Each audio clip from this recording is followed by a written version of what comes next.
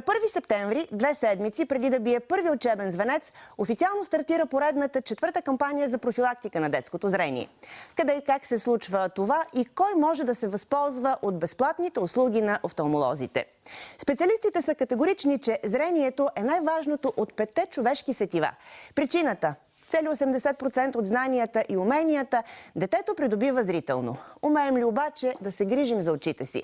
Знаем ли кога трябва да направим първия очен преглед на детето или как трябва да реагираме при инцидент с очите? Кои са тревожните сигнали, които изискват незабавно да се потърси помощта на офталмолог? Какво означава скрининг на очите и защо е важно да го направим? На всички тези въпроси ще получите отговори след малко. Здравейте в 9! Започва Добро утро с БНТ 2 от студиото в София. Аз съм Тоня Рапонска и днес заедно с гостите, които съм поканила, ще се опитаме да ви бъдем максимално полезни. Във втората част на предаването психолози от Асоциация Родители ще ни разкажат защо първокласник и петокласник вкъщи си е живо предизвикателство и още ще ни запознаят подробно с една от своите кампании, наречена Безопасен интернет. Останете с нас! Започваме без да губим нито секунда време. Ето и моите гости днес. Тереза Маринова, доктор Йорданка Кирилова и Павел Цветков. Заповядайте. Здравейте. Добро утро. Тереза, благодаря ти, че си тук. Доктор Кирилова, за мен е удоволствие. И Павел Цветков, нашите редовни зрители със сигурност те познават, защото съвместно правим вече четвърта поредна кампания. Нека първо ви представя. Започвам с Тереза Маринова, една превъзходна лекоатлетка, шампионка в дисциплината троен скок, всички знаем това, и носителка на олимпийско злато, име, което наистина блести в българския спорт. Спокойно мога да кажа и колега, нали така? Защото по време на... Понякога на Олимпиадата в Бразилия беше водеща на олимпийските студия и се справи блестящо, поне не само по моето мнение, но по мнението на мнозина. Продължавам с следващата дама в студиото, доктор Йорданка Кирилова. Тя е специалист, офталмолог и заедно с нея малко по-късно в предаването ще ви покажем на практика какво се крие зад тази сложна дума скрининг на очите и защо е изключително важно редовно детето да се подлага на такъв скрининг. Ще ви разкажа и много неща, които са свързани конкретно с проблемите на детското зрение. И Павел Цветков, който е управител на българска марка за очила и експерт в оптичния бранш. И най-важното в случая – душата, сърцето и мотора на кампанията, която вече се провежда за четвърта поредна година. Лично аз съм изключително горда да кажа, че Добро утро с БНТ 2, сутрешния блок, подкрепя тази кампания също четвърта поредна година от самия старт. А Българската национална телевизия е медиен партньор тази година. Добро утро сега, след толкова много думи и представения. Добро утро. 2 месеца, 60 дни кампания. Започна на 1 септември, приключва на 31 октомври. Да кажем какво всъщност означава това. Аз много се радвам, че все повече родители и деца участват в тази кампания, проверяват своето зрение. Много медии, както и училища, директори на училища, съответно съобщават на все повече хора колко е важно зрението и мисля, че с всяка изминала година повече деца се преглеждат. Новостите тази година, в продължение на 2 поредни години, Министерството на образованието ви подкрепеше, регионалните инспекторати, доколкото си спомням. Да, продължават да ни подкрепят тази обаче година. Имате и още едно рамо. Да, Министерството на младежта и спорта ни подкрепя и съответно доста известни и популярни спортисти в България, което все повече засилва информираността на хората в България. Какво всъщност представлява кампанията? Да кажем, къде могат да отидат хората, какво ще получат, когато отидат там? Повече от 100 са специализираните заведения и оптики, които предлагат. Да, в рамките на около 150 оптики и медицински центрове в цялата страна може да се извърши този безплатен скрининг за деца и ученици от 1 до 12 клас или от 6 до 18 годишна възраст, когато е изключително важно те да си проверяват своето зрение. Също така, ако някое дете го е направило миналата година, съвсем логично е и тази година да го направи, защото в днешно време с тези електронни устройства, които всеки от нас ползва, няма как, за съжаление, зрението се влошава. А кое всъщност ви провокира вече четвърта година да правите тази кампания? Аз попаднах на една статистика, според която 25% от децата в България имат проблеми с зрението, което по мои сметки прави всяко четвърто дете. Това много ли е? И защо се получава така? Мисля, че процентът е по-голям, доста по-голям, да, с около 10%. За съжаление, с всяка изминала година нацията не ослепява, но понеже ние сме си променили начина на живот, най-вече заради компютърните екрани, на които гледаме през цял ден. Така че изключително важно е да се правят тези прегледи всяка една година. Добре, популярни личности, казахме, се включват тази година в кампанията. Тереза Маринова е една от тях. Ти, между другото, извън спорта изключително активно живееш. Освен кампанията, нали, да използвам тази игра на думи, живее активно. Сега заставаш, даваш лицето и името си на тази кампания. Защо е въпросът? Кое те накара? Всъщност аз не се включвам тази година. Аз се включих от миналата година и в момента, в който получих, така да се каже, поканата, аз я приех на драго сърце. Тогава разказах, защото аз също съм имала проблем като малка. И за мен е изключително... Аз като малка ми беше открито мързеливо око. Не знам точно как се нарича. Добре, доктор Кирилова ще ми обясни какво означава. При мен доста късно беше открито, но слава Богу и така мога да кажа, че доста бързо успях да се възстановя и слава Богу тогава не съм имала проблеми. Това е проблем, който всъщност се оказва, може да бъде отстранен тогава, когато не се вземат съответните мерки на време, нали така? Точно така. Това е проблем, който ако бъде открит на време, мога да кажа от лично така, е проблем, който наистина може да бъде отстранен и който да няма последствия върху здравето по-нататък, но точно това всъщност е и целта на кампанията.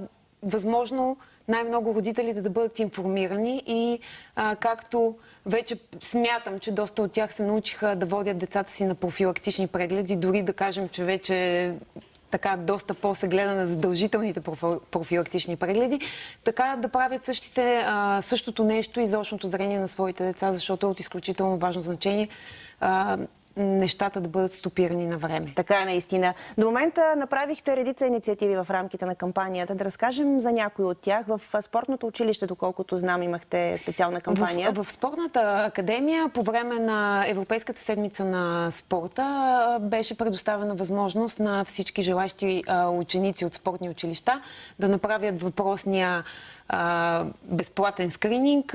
Разбира се, той беше обвързан с това, че за един спортист, според мен лично, пък е още от по-голямо значение това да си чисто здравословно добре от всякакво естество, включително и очното зрение да е проверено и да се знае, че нямаш проблеми, защото наистина специалистът тук ще има възможността по-късно да каже с какво е свързано, но аз лично смятам, че на базата на това да нямаш проблеми с очното зрение, могат да бъдат и повишени спортните резултати. Така че е изключително важно и за спортистите да знаят. Освен това и човек може да си спести поредица от спортни травми, които могат да се получат следствие на нарушено. Има спортове, в които е изключително важно зрението да бъде много добре.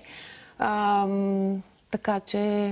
А може ли да се каже, че физическата активност допринася по някакъв начин за доброто очно зрение? Има ли такава връзка? Аз не мога да кажа, но при всички положения смятам, че наистина активността и факта, че да излезнеш да бъдеш активен някъде навън и да вършиш нещо доста по-динамично. Ще те извади от компютъра най-малкото. Да, което е полезно, разбира се. Добре, доктор Кирилова, има ли връзка между зрението и спорта? Казахте, да. Каква е тя? Преди 2 дни се върнах от Европейския конгрес по катарактална и рефрактивна хирургия и там един от основните дебати на конгреса беше: предизвикват ли таблетите епидемията от късогледство сред популацията? И се оказва, че всъщност вероятно не таблетите, а навлизането на технологиите предизвиква късогледството, защото много нации са много късогледи. Например, над 80% от азиатската раса са късогледи. И се оказва всъщност, че престоя на открито и активността на открито повишава всъщност... Тоест има пряка зависимост между работата с таблета и късогледството. И понеже там са много технологично развити, както се казва, таблети имат и най-малките деца. Това ли си има предвид? Всъщност се оказва, че нивата на витамин D помагат детето да не е късогледо, а витамин D го получаваме, когато сме изложени на открито, на слънчева светлина. И има Спортувайки връзка, да. навън, Спортувайки, зрението бидейки не се навънка, да, не се поврежда и Напротив, така, подобрява подобрява се. Можем ли да кажем, доктор Кирилова, че българина през последните години се научи да бъде по-взискателен към своите очи и към очите на децата си, да води децата си на профилактични прегледи? Доколкото знам, в чужбина това има задължителни прегледи на очите, подобно на ваксините, имунизациите. Има ли такова нещо в България? Прави се в чужбина, доколкото съм информирана, при раждането, на едногодишна възраст, на 3-годишна, може би в първи клас. Има ли Така е. такава За възходяща съжаление, градация? обаче в България това не е обвързано с задължителни прегледи и българина няма добро очно здраве, а не се грижи за него. Това е факт и ние всеки ден се сблъскваме с проблеми, които е можело да се диагностицират на време с един профилактичен преглед. Изключително важен е въпросът в детската възраст, тъй като детето може да бъде прегледано и трябва да се прегледа още при раждането, след това на първата година, на третата година, в предучилищна възраст и ежегодно в училищна възраст. Между 6 и 18 всяка година. Кога настъпват най-сериозните проблеми? В каква възраст? Има ли някаква такава статистика? Да, има. Разбира се, че има. Най-сериозните проблеми в ранната детска възраст, това е мързеливото око или амблиопията. Да кажем какво е страдала Тереза. Да, и ако детето се прегледа между третата и шестата година, това се установява много лесно с един очен преглед, може да се лекува и то успешно и детето ще има пълно зрение на двете очи. След шестата година се лекува, разбира се. А какво всъщност е точно мързеливото око? Едното око е с по-ниско зрение от другото. Но то не се криви, не е кривогледо, а просто... Детето е абсолютно нормално, родителите не знаят, че детето им има проблем. Детето така е родено, то не казва, че не вижда по-добре с едното или с другото око, тъй като е свикнал с това състояние. И само с един профилактичен преглед може да се установи. Между другото, децата в повечето случаи не знаят, че имат проблем с очите, за да сигнализират на своите родители. И затова този тип профилактика от тази гледна точка е изключително важна. Особеностите на детското зрение, ако можем набързо, те са наистина много особеностите, защото окото е орган, който се развива с времето.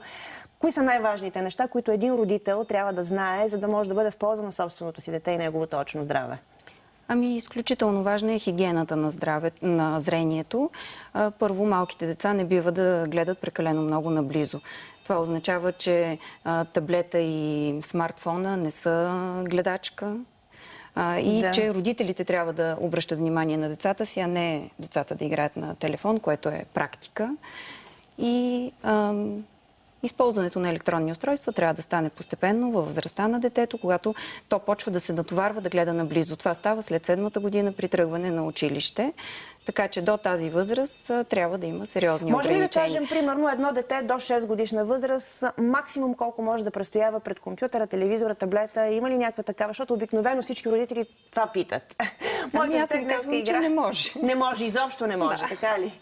Точно това им казвам, че трябва те да се занимават с децата. Децата трябва да играят. Трябва да играят с играчки, трябва да излязат навън, да карат колело, да играят футбол. Това са техните задължения. А след тази възраст? След това трябва, разбира се, да учи. И след 6-та-7-та година в предучилищна възраст децата започват да четат и пишат. Не да играят на таблети и телефони. И е много важно, не случайно измислена програмата от кога започват децата да учат. До 7-та година децата всичките са далекогледи, те натоварват своите очи, гледайки наблизо и това води до много смущения и нарушения в общото им развитие.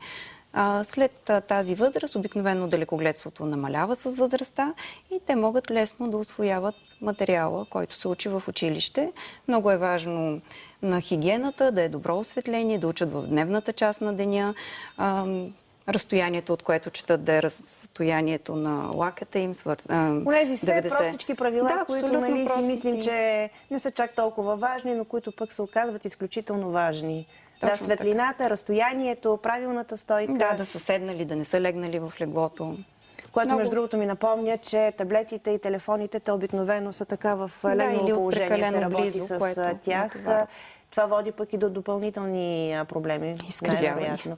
Ние като родители, кои са тези тревожни симптоми, ние като родители да им обърнем внимание и да знаем, че детето видимо има някакъв проблем? Примерно треперене на очите, може би леко да хванем кривене, но има ли други неща, които за нас ще бъдат от полза като информация, да знаем, че детето има проблеми, трябва да го заведем задължително? Сега Това е погрешната представа. Това не е работата на родителите да забелязват тези малки белези. Това е работата на лекарите. А работата на родителя е да заведе детето на преглед. Защото не трябва да чакаме да има проблем и да се търси след това каква е диагнозата. Детето трябва да бъде прегледано, да се види, че всичко е нормално и родителите да са спокойни. Няма белези, изключително рядко може да се оплачат от главоболия, от сълзене на очите, ечемици. Ечемика на какво пък е признак? Аз обикновено съм си мислила, че това е замърсяване някак, се предизвиква от замърсяване на окото. Много често зад един блефарит или ечемик се крие далекогледство или астигматизъм. Това, което се предлага в рамките на кампанията е долу-горе. Ние имаме един подобен апарат в студиото. Аз ви благодаря, че бяхте така добри да го донесете.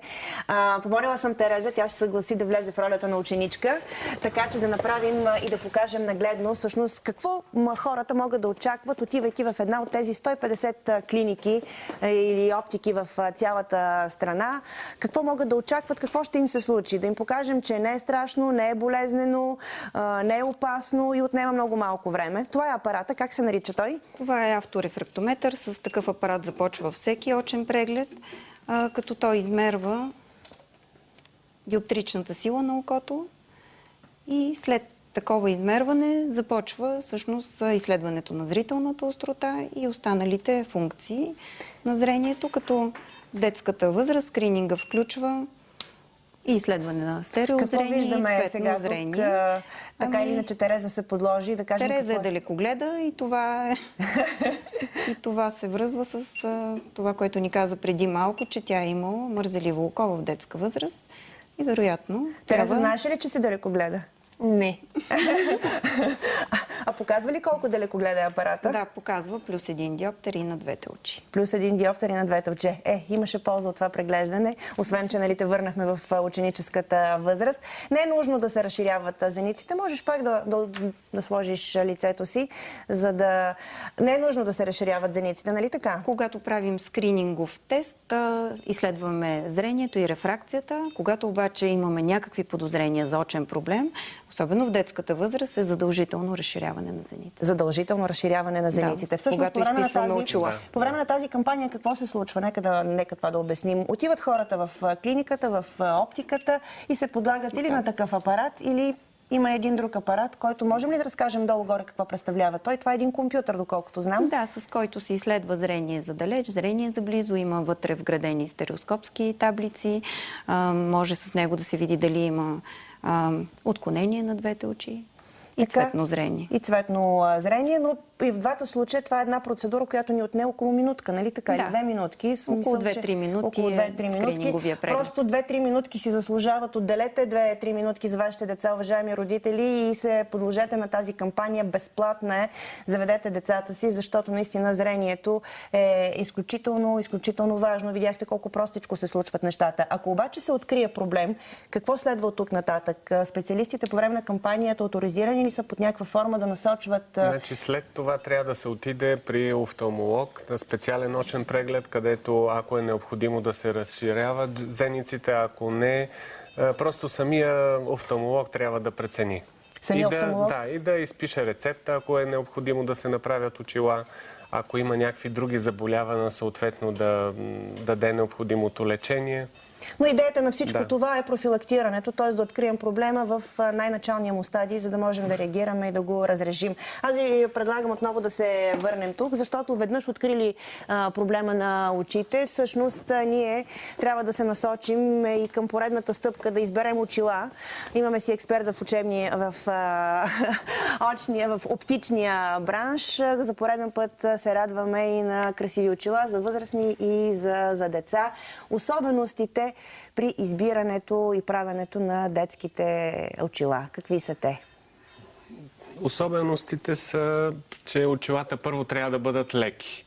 Трябва да бъдат много комфортни за детето, защото когато расте детето, ако му тежат на носа, това създава допълнителни проблеми. Знаеме, че децата често чупат своите очила, така че е много важно да бъдат еластични. Това са ми любимите очила, между другото. Аз всеки път те карам да ги донесеш в студиото, защото виждате, че те се подлагат на всевъзможни форми. Те се подлагат, разбира се, те не са нечупливи, те се чупат. Не е хубаво децата това да го правят или родителите да се хвалят какви очила имат децата Какъв е им. този материал? Това са нови технологии в бранша. Това е специален материал, TR90 се казва, това е неговия химически състав. От този материал се правят, примерно, биберони за дечицата. Много екологичен, чист е, има специални покрития тези очила, които предпазват от алергии или някакви дразнания дори и на кожата на самото дете. И съответно са много комфортни за децата. Има и модни тенденции, разбира се. Да кажем няколко думи за модните тенденции. Спомням се, че имаше години, когато тенденцията беше Хари Потър, онези малки черни кръгли очила. Децата много им се радваха. В момента са модерни всички форми. За децата е много важно формата да бъде комфортна на детето. Много е важно, когато, понеже обикновено по-мъничките дечица са ниски. По-мънички. И те, когато гледат нагоре към своите родители, много често гледат над очилата и очите им излизат извън самото стъкло. И за това е важно да бъдат големи. И за това е важно, примерно, да бъдат да покриват веждите. Елипсовидни отгоре. Ето, примерно, мога да покажа. Това е един модел, който е елипсовиден. Формите са най-различни за деца. Може би най-важното е, че детските очила трябва да бъдат цветни. Колкото по-цветни, толкова по-добре. Самите деца обичат цветовете, радват се, когато имат цветни очила и с голямо удоволствие ги носят. Децата обаче бързо растат. Колко често ние като родители трябва да внимаваме кога да им сменим очилата? Защото растейки променя се, както се казва, всичко по тях. Поне един път в годината, когато се ходи на очен преглед, самия офталмолог изписва рецепта, когато трябва да се сменят стъклата. Съответно, ако детенцето не е много пораснало, може да се сменят стъклата на старата рамка. Няма проблем, но минимум един път или два пъти, един път в годината или веднъж на 2 години самата рамка трябва да се сменява. Много е важно да не стиска самото детенце на главата, защото остават следи, то самото се чувства некомфортно. Да се върнем пак към темата децата и компютъра. Трябва ли да носят, дори да нямат зрителен проблем някакъв, докато са на компютъра, трябва ли да носят специални очила? Какво е вашето мнение? Значи има всякакви видове стъкла. В момента има стъкла, които предпазват, ограничават вредната за окото, синя светлина, например. Разбира се, ако детенцето носи очила с диоптър, задължително стъклата трябва да бъдат с тези специални антирефлексни покрития. Ако не носят очила, не е задължително, но е препоръчително. Но е препоръчително. Да, това е нещо както с прегледите. Вашето мнение по темата? Така е. Важни са часовете. Важни са часовете и пред компютъра. Ако питаме специалистите, въобще ако не стоят децата пред компютъра, майче е най-добре. Не, така. Те получават информация, но когато са възрастта да учат. Много често деца са ми споделяли, деца вече в почти тинейджърска възраст, 12-13 години, които казват следното. Какво е усещането при тях? Усещането е, че не могат да фокусират. Тоест, гледат си в таблета, в телефона или в каквото и да, и след това, като изправят поглед, изведнъж не виждат размазана картина. Какво всъщност се случва? Иначе нямат проблем с очите. Да, какво всъщност се случва? Окото не може да фокусира. Това, че окото е нагодено да гледа наблизо и се получава изкуствено късогледство. Като погледне надалеч, нямат фокус, тъй като мускулите са на очите, така ли? нагласени да гледат наблизо. Това при всеки може да се случи. Доколко антирефлексните покрития са полезни за компютъра, полезни са и аз винаги ги препоръчвам при деца, които носят оптична корекция, тъй като подобряват и контраста на гледането, но това е при децата, които имат диоптри, които носят диоптрични очила, докато другите деца, ако прекарват 10-15 минути на ден пред компютъра, могат и без 10-15 минути. Чухте ли? 10-15 минути, уважаеми деца. Толкова разрешават специалистите, да не кажем, че те 1 час им се струва наказание пред компютъра. И за съжаление, много деца прекарват доста повече време. Мисля, че всички сме свидетели на това. Аз миналата година бях свидетел, когато дете попълваше анкета наша и там имаше един въпрос, колко време детето прекарва на ден пред компютъра. И детенцето пише 1 час, а майката, да, 1 час. В смисъл, че със сигурност е било Детето доста е много повече. повече. Очила, есен, идва зимата, очила през зимата, слънчеви очила, понеже виждам, че си ни донесъл и Павел и очила от новата колекция слънчеви очила за през зимата. Трябва ли да носим очила, независимо, че е есен, независимо, че е зима? Ами, твърдо да. Слънчевите очила... Не е каприз, не е глизотия?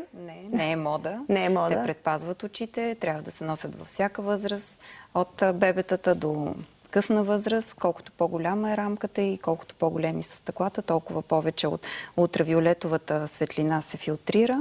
Освен това, в новите стъкла има и филтри за блокиране на синята светлина, която е вредна за макулата, така че не е моден аксесуар. С Тереза ще направим една бърза демонстрация на последните тенденции в слънчевите очила за големи.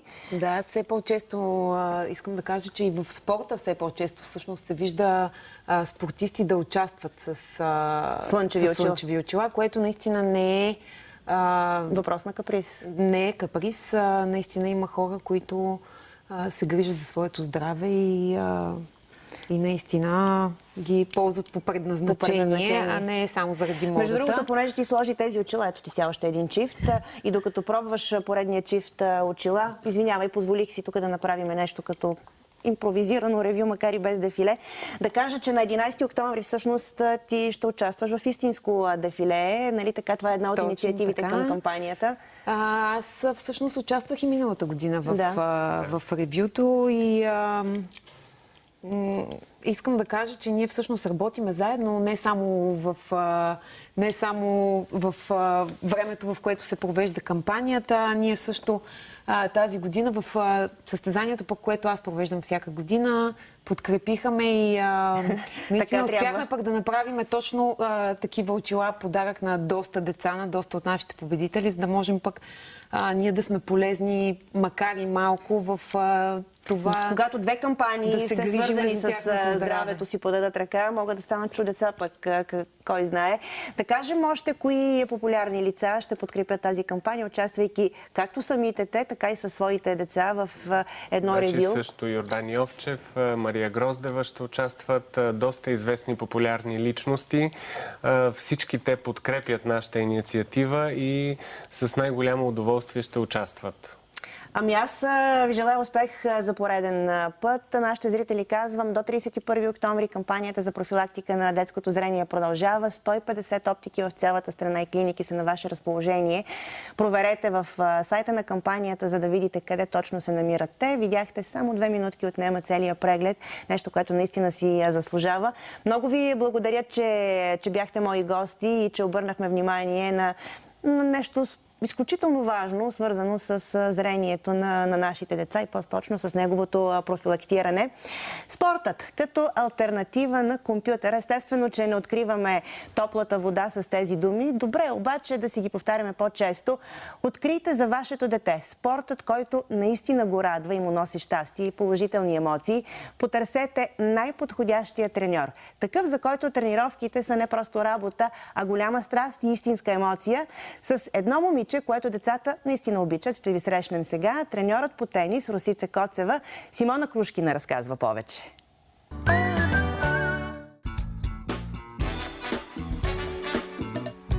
Чудите ли се как да откъснете детето си от компютъра или да го убедите, че има и по-интересни неща от най-новата игра с коли? Отговорът е много лесен. Със спорт. Той не носи само здраве и дисциплина, но и е възможност за много нови запознанства и приятелства. Според мен децата трябва да не тренират някакъв спорт, защото е хубаво да дишат чист въздух и не е хубаво да стоят вкъщи постоянно. Да тренираш някакъв спорт е наистина много хубаво, защото първо емоцията е много голяма. Второ, това е според мен добре за теб да тренираш нещо. Какъв точно спорт ще изберете е важен въпрос, който трябва да се обмисли добре и да се вземат предвид предпочитанията на детето. Трябва да има желание и това е първото нещо, което питам родителите, дали само той иска да играе тенис. Ако иска да играе, за мен е нормално да дойде да тренира и естествено да дойде да пробва, за да може да прецени дали му се играе и дали му е интересно. Аз съм си избрала тениса, защото ми харесва и на другите деца трябва да им харесва, защото това е уникален спорт. И е много хубав.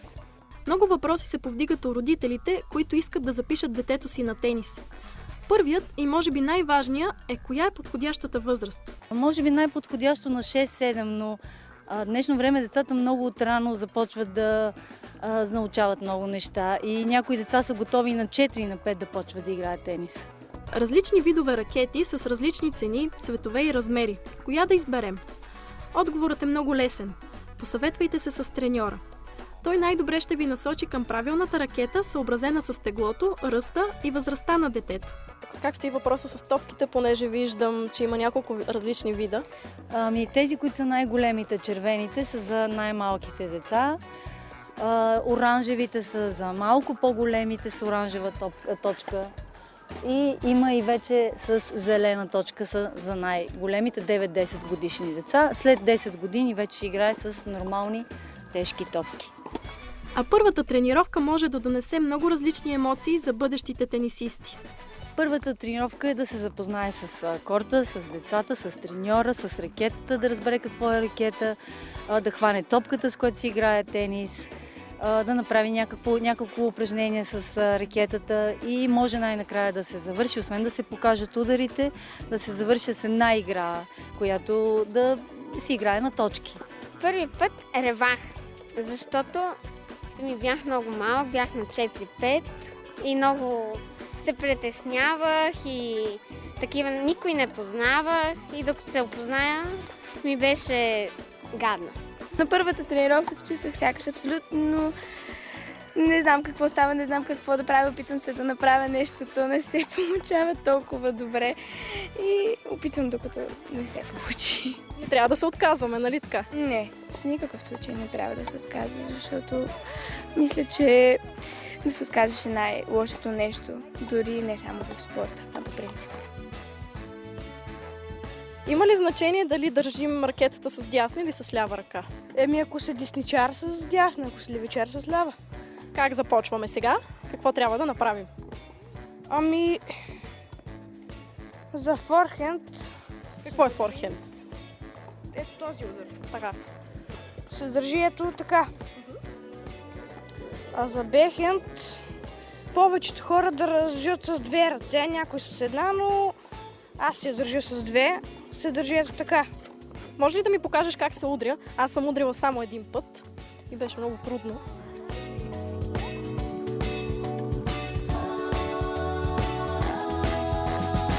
Не.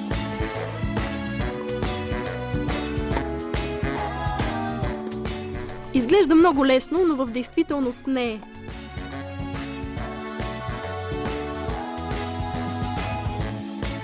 На треньора се пада нелеката задача да вдъхновява и мотивира всеки ден децата да продължат да се занимават с спорт и да не се отказват. Треньора трябва да има винаги различно отношение към всички деца, за да може да ги мотивира, към всяко дете по различен начин да говори, да се отнася и може би с уважение и с усмивка и с някакъв оптимизъм, като ги видиш децата, за да може да имат желание да се върнат да играят. А родителите как трябва да подходят? Родителите трябва да насърчават децата, ако искат да играят, да продължават да играят. И може би също естествено трябва да има тройната връзка между дете, треньор и родител. Това е едно от нещата. И да се интересуват какво става с децата, както и да вярват на треньора, както естествено пък треньора да дава достатъчна вяра в децата. Сина ми е на 19 и продължава да тренира на кортовете на Левски и има желание и мога да твърда, че наистина много го отделя от много такива вредни неща, които ги затискат децата тези години. Без значение дали ще изберете тенис или някакъв друг спорт за своето дете, това ще донесе само ползи. То ще бъде по-здраво, ще намери нови приятели и ще стои по-далеч от вредите, които имат технологиите. А защо не се запишете да тренирате семейно? Така не само ще прекарвате време заедно, но и ще подобрите комуникацията с детето си. Струва си!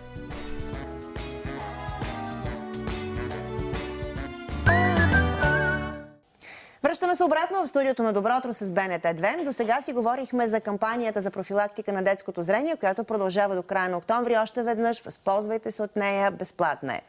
А темата за нашите деца продължаваме и през следващите минути. Предизвикателството първокласник и петокласник вкъщи и повече информация за кампанията Безопасен интернет. Казвам добро утро сега на моите следващи гости. Става дума за Евелина Лавчийска, която е психолог към Асоциация родители, която издава и разпространява напълно безплатно няколко много ценни, поне според мен, наръчници за родители на първокласници и петокласници. И Марията Радулова, също психолог към Асоциацията и майка на 2 деца, едното от които тази година е петокласник. Добро утро, мили дами и майки, които имате своите ученици. Като че ли в началото на годината, особено ако си имаме първокласник вкъщи, между цветята и букетите, еуфорията от първи учебен ден, тетрадките, учебниците, старанието да бъдем изрядни, детето да отиде на време на училище, като че ли забравяме да го попитаме как всъщност то се чувства. А вие, психолозите, казвате, че това е най-важният въпрос, който трябва да му задаваме, защото първокласникът изживява първия си сериозен стрес в живота. Така ли е наистина, Евелина? Да, би могло да се каже, защото дори детето да е ходило на детска градина и на предучилищна, когато постъпи в първи клас, всъщност изискванията към него се покачват рязко. Детето трябва да стои продължително време на едно място, трябва да следи звънеца, да му се дават думата, той да си я иска, когато има да каже нещо, да усвои умението за четене, за писане, което да, може да се е подготвило, но все пак в първи клас вече изискванията към него са различни, така че вълнението за родителите също е голямо и то оказва влияние. Асоциация родители съществувате от 2001 година. Вече имате сериозен опит зад гърба си. За този период от време сте издали няколко наръчника. Аз ги показвам. Те са все наръчници за родители. Не наръчници за деца, а са наръчници за родители. Единия е за тези, които си имат първокласник вкъщи, а другия наръчник е за тези, които си имат петокласник вкъщи. Нужни ли са ни всъщност те и какво ни казват тези книжки? Какво е събрано тук в рамките на колко 20 на 30 страници? Постарали сме се да бъдат успокоителни. Защото родителите не са сами в своето вълнение, в своята тревога, какво ще се случи, дали ще попаднат на подходяща учителка, дали училището, което са избрали е подходящо и така нататък. Така че тук се опитваме да ги успокоим и да им дадем малко информация за това какво се случва в развитието на децата в определените възрасти, в първи клас, в пети клас. Ето, например, аз тук чета какво се случва с физическото развитие на първокласника, какво става с неговите възможности за възприятия, каква е паметта му, има ли той има ли детето концентрация и какво трябва да очакваме от него, за да нямаме свръхочаквания, как мисли детското мозъче, как родителите да помагат, как да развиваме въображението му, как да тренираме волята му, как да му помогнем да общува с своите приятели, оценката и самооценката и така нататък, за психическото здраве. Какво друго има в тази книжка? Наистина са ценни въпроси, които родителите си задават помежду си и търсят отговорите сами, така че едно помагало, което би могло да им даде сдъвкана на куп тази информация и да им помогне. Какво друго има по страниците на тези книжки? Така, опитали сме се да съберем най-важното, което според нас е общуването в общност. Защото така напоследък ми прави впечатление, че навсякъде много удобно се казва. То семейството е отговорно, детето израсте първо в средата на семейството и то оттам черпи най-големите си опит и знания, които има за света, което от една страна е така, обаче от друга страна семействата съжителстват в една доста по-голяма общност и всъщност всички ние сме отговорни за това какво показваме на децата. И когато отидат в училище, всъщност родителите се събират с едни други родители, които имат различен възглед за живота, различна ценностна система и тези родители трябва по някакъв начин да се напаснат един към друг, за да могат децата като група да бъдат много по-спокойни, когато са в клас. Тъй като когато има конфликт между някои от родителите, децата в класа също са в конфликт. Да, определено. Тази книжка вие разпространявате напълно безплатно, доколкото знам, така ли е? Точно така, да, за 8-ма поредна година разпространяваме и двата наръчника до всички училища в България, който направи заявка, получава до адрес наръчниците, бройките, които желая, както и родители ни се обаждат, за да им изпратим така, бройки. топката да кажем, че в директорите на училища, да им кажем, уважаеми директори на училища, поръчвайте си тези книжки, със сигурност ще помогнат на родителите на децата, които се обучават във вашето училище. Така е. Доколкото видях, аз понеже влязох в вашия сайт в интернет, всеки един родител би могъл да си изтегли и книжката оттам, така ли е? Правилно ли съм видяла? Точно така. Има ги в електронен вариант. Не само тези, и всички останали наши наръчници. Може би да вметна, че имаме и наръчник за родители на деца в детската градина, които тръгват и за понеже адаптацията много отдавна съм го минала този период, това не съм обърнала внимание, но и за детската градина. На нашия това пък е първия най-голям стрес, защото всички помним каква мъка е детето от домашната среда да го изведем и да го приобщим, да го отделим всъщност от мама, от баба, от татко, от най-близките му хора, тези с които е свикнало. Има и наръчник за деца в детската градина. Точно така. Той е най-новият ни наръчник, защото установихме, че има голяма нужда всъщност от такъв и затова направихме. Кои са онези неща, които най-много затрудняват децата в първи клас? Можем ли да кажем и една универсална рецепта можем ли да дадем?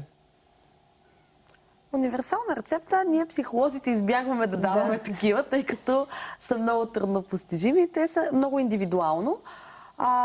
Разбира се, ние много насърчаваме самите учители да бъдат водещи в всичките тия процеси, в сплотяване на децата, на родителите също така, защото те са много важни в цялата тази... Да, и между другото, детето, ако до сега е имало един авторитет в лицето на своите родители, сега се появява поредния авторитет в лицето на неговите преподаватели. Нали? Така, това също има значение за неговата емоционална стабилност под някаква форма.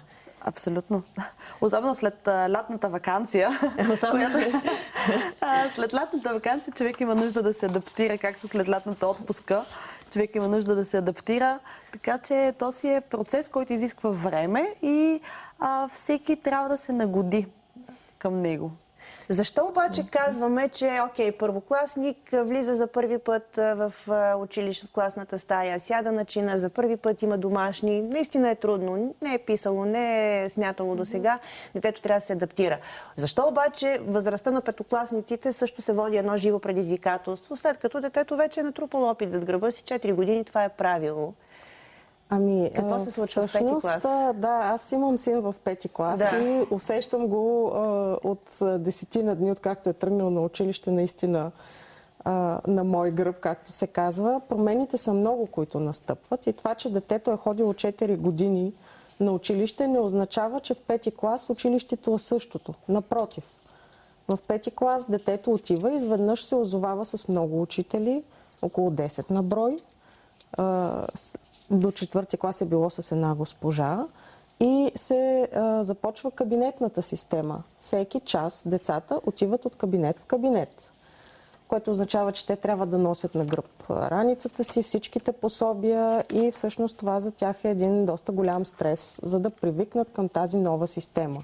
Всеки учител, знаете, има собствени изисквания, така че критериите са много завишени. Всеки учител казва на децата всъщност на какво той държи. Детето трябва да запомни много добре и да внимава всеки един учител какви критерии има.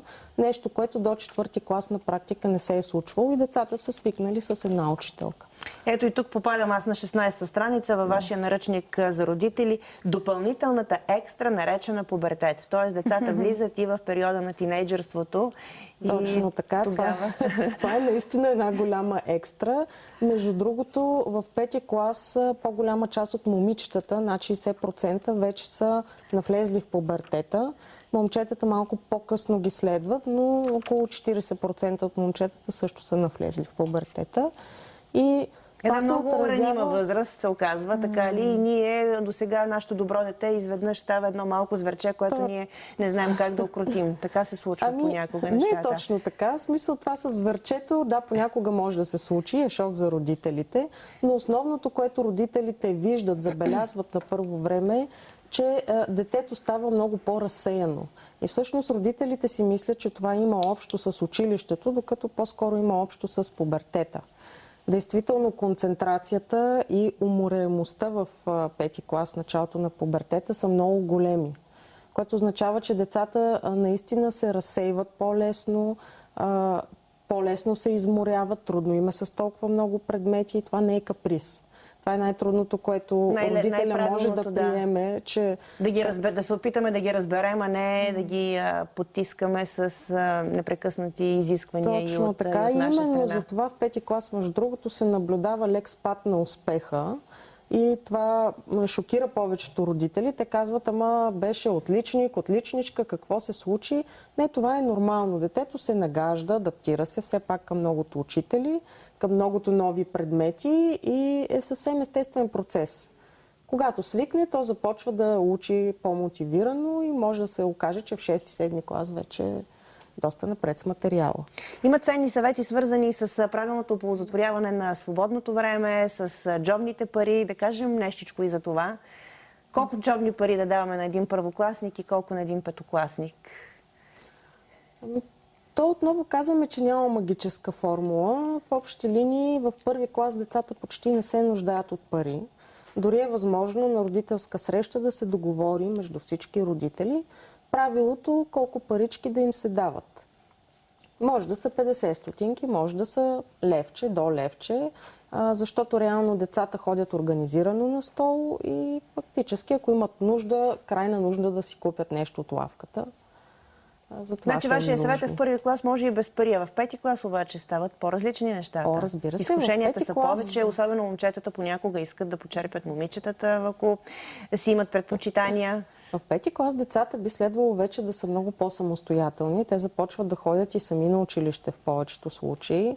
Нормално е да разполагат с малко повече средства, да могат все пак да се приобщават към съучениците си.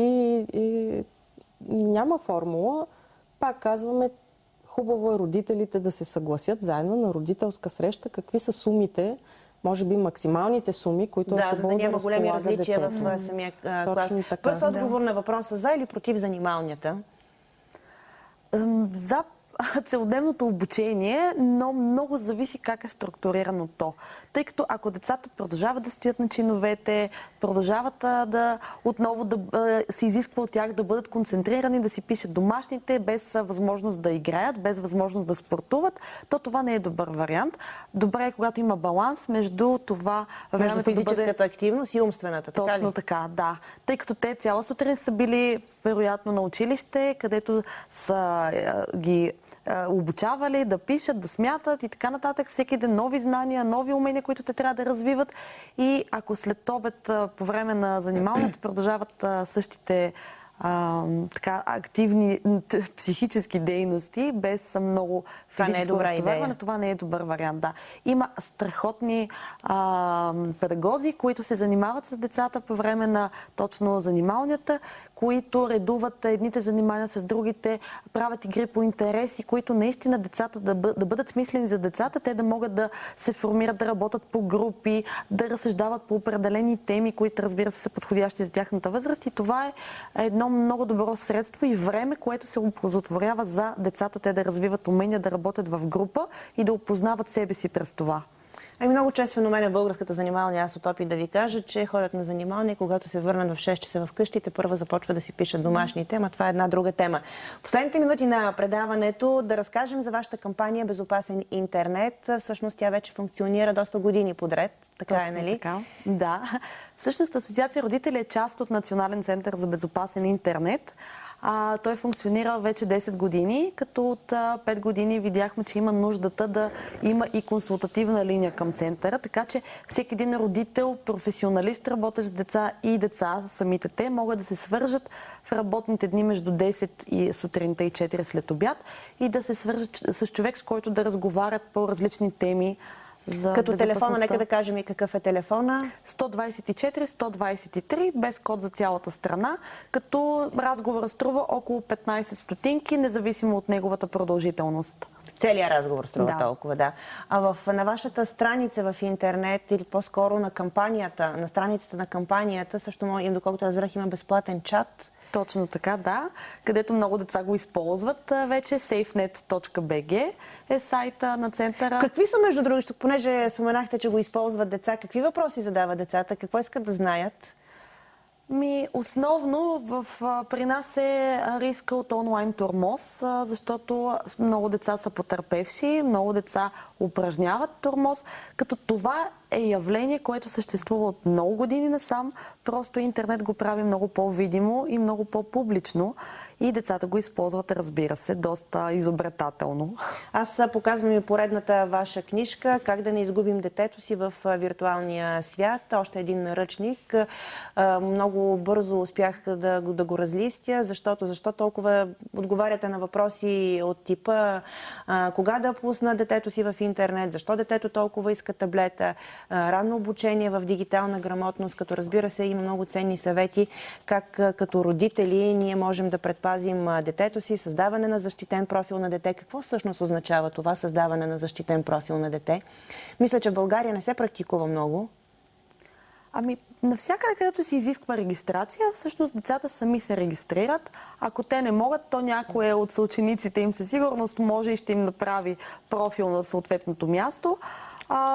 Препоръчваме на родителите да са до децата или те сами да правят профили на децата си, когато са по-малки, за да може заедно да разгледат какви са възможностите за защита през настройките на съответните профили, така че детето да знае как може да защити само профила си. Аз да ви кажа, много често децата, примерно вече в 5-ти клас, са много по-напред с материала в интернет и в настройките на компютъра, отколкото много родители. Така си мислим ние. Има го и този феномен. Тук чета настройки за родителски контрол в Windows 7, например. Тоест, има много ценни съвети в тази книжка. Ако се обади дете или родител на въпросните телефони, те ще получат същата тази информация, какви защитени програми и как да защитят компютъра и детето си всъщност от това. Кое е най-страшното, което се случва в виртуалния свят всъщност? Можем ли? Имаме такава статистика? Да, всъщност това, което и колежката спомена, онлайн тормозът между връстници е най-страшното. Много сигнали получаваме от деца, от родители, именно за случаи на тормоз, някое дете, което се подиграват с него или му качват снимка в интернет, разпространяват я. Снимката може да е унизителна, може да е побой, може да е от най-различно естество. Правят се фалшиви профили на децата, съответно подиграват им се. Това не можем да се спасим от него, като че ли? Това... Всъщност може. Именно за това е този център, защото ние години наред се опитваме да работим с децата. Как да се спасим от това всъщност? И това е въпрос на общуване. И когато от малки децата са подкрепени за това да разбират, че от другата страна на телефона също стои човек, който преживява някакви емоции, когато в училище се сформират като група, така че да са по-приемащи и разбиращи, тъй като дискриминацията на всякакъв признак е много застъпена в нашите среди. Това е абсолютна предпоставка за това определено дете да бъде тормозено. Родителите смятат, например, че непознатите онлайн са най-страшното нещо, но всъщност децата казват, че не е така, защото непознатите хора много лесно могат да ги блокират, да ги докладват и така утре няма опасност да ги срещат на улицата и да продължат да си общуват с тях. И това не е чак такава заплаха за тях, колкото всъщност е тормоза от връстници, тъй като в повечето случаи те се познават и общуват всеки ден в училище заедно. И са подложени на някакъв тип унижение. Все пак обаче не можем да избегнем 21 век. Компютър е част от нашия живот. Да кажем буквално в няколко думи онова, което ни носи положителното престоя в виртуалния свят и работата с компютъра. Да, ние всъщност насърчаваме децата и родителите да използват интернет, разбира се, балансирано с физическите занимания, особено когато децата са по-малки, но няма как да се спасим, тъй като по този начин лишаваме детето от възможност да развие дигитални умения. Когато обаче го подкрепяме, то да разбира коя информация е вярна, да успее то само да създава информация като снимки, клипове и така нататък, да успее да общува добре с другите хора, като е по-приемащо и разбиращо към тях, то тогава... Тоест да използваме компютъра за креативни цели. Това трябва да е стремежа на всички нас като родители. Благодаря ви за това участие. В училище помага доста, така че... Така е, да, наистина. Информация може да се черпи от интернет. Това е вън от всякакво съмнение. Аз ви благодаря за това участие. Надявам се, че бяхме полезни. Интернет, казахме, крие опасности за нашите деца, но по-голямата опасност е зависимостта, която могат да предизвикат технологиите над подрастващите. Какви грешки допускат искат родителите и кое е най-важното при общуването ни с децата, Симона Крушкина се срещна с психолога Ива Бранева.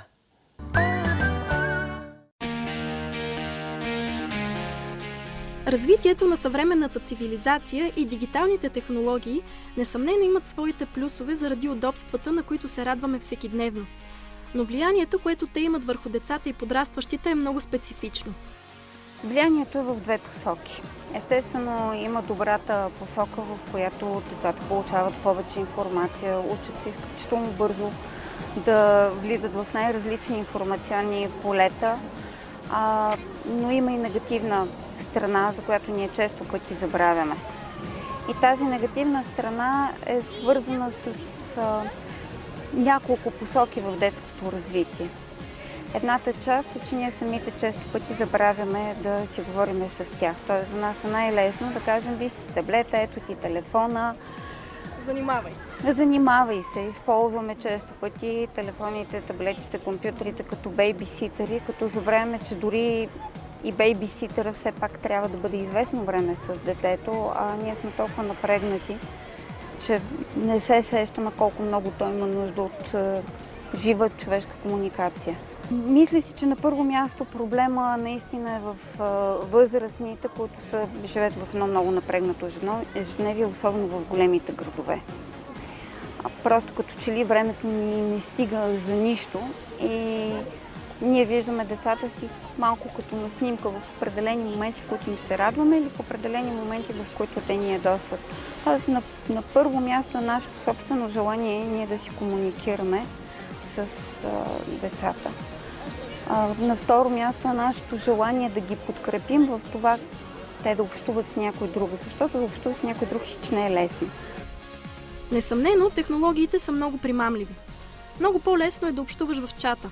Няма го притеснението от личния контакт, защото можеш да измислиш точно какъв искаш да бъдеш и каква роля искаш да играеш. И става така, че виртуалният живот малко по малко измества реалния и е на една крачка от това да се превърне в зависимост. Всички зависимости имат едно и също начало. Обичайно това е преживяването на детето или тинейджера, че нещо в живота на липса. Тази липса много често е свързана с семейството. Все едно аз не съм достатъчно важен и значим за другите. Нали, това сега не го казваме много, но просто можем да кажем, че зависимостите си приличат.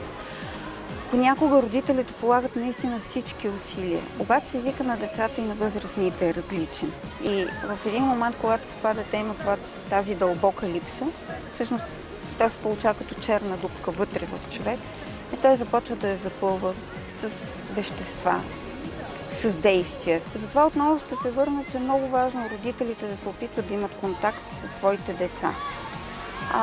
Също така да предлагаме на децата, докато още са малки, още им се играе с тялото, да бъдат в живия свят, в света на осезанието, на слушането, не само на виждането, в света, в който е толкова интересно да ходиш и да задаваш въпроси на възрастните, а не да виждаш гърбовете на възрастните, които са залепени за своите екрани и да чакаш още малко, за да влезеш ти в своя екран. Като че ли света ни започва да прилича на матрицата, т.е. всяко едно нещо, което прекалено води много повече до трудности и до зависимости, колкото и за добро да е създадено, колкото и добри възможности да ни предоставя. Компютърната зависимост е нещо, с което децата не са способни да се справят сами. Родителите играят ключова роля в решаването на проблема. Затова Ели Бранева има няколко ценни съвета към родителите. Да питат децата си как се чувстват и да чакат техния отговор, истинския отговор. Не добре съм, не в училище да мина добре, а да ги виждат и да ги наблюдават. Ако видят, че детето им преживява нещо, да бъдат деликатни с него, защото ние, когато вече ушким сме големи, ушким знаем всички отговори, веднага сме готови да дадем съвети, а в този момент човека нещо преживява и той може би има нужда да го преживее и едва после би могъл да поеме съвет. Да общуваме повече с децата си и да говорим с тях за това, което те виждат в интернет, какво им се случва. И наистина да се съобразяваме с възрастта, на която ще им даваме каквито и да било електронни пособия, колкото и това да улеснява нашия живот. Като психолог Ели Бранева се е сблъсквала с много случаи на зависимости.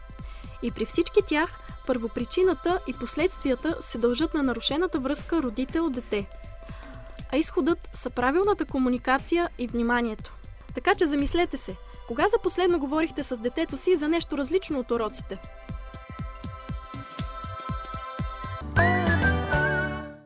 Така приключваме за днес. Искрено се надявам да сме били максимално полезни на много родители. Още веднъж, безплатен скрининг на очите за деца до 18 години до края на октомври. Възползвайте се. Отнема само няколко минутки, пък е толкова важно. Аз ви пожелавам един успешен ден до следващия вторник, точно в 9.